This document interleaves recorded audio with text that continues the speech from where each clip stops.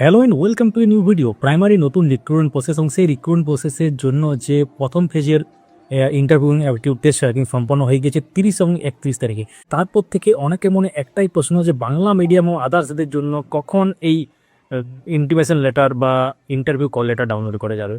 তো আপনারা ধরতে পারেন জানুয়ারি মাসের প্রথম সপ্তাহটা খুবই ভাইটাল এবং আজকেও আসতে পারে সন্ধ্যের দিকে, কারণ এক্ষেত্রে গতকালে আমরা বলেছিলাম যে আজকে আসার সম্ভাবনা আছে। এখন দেখার বিষয় কী হতে চলেছে।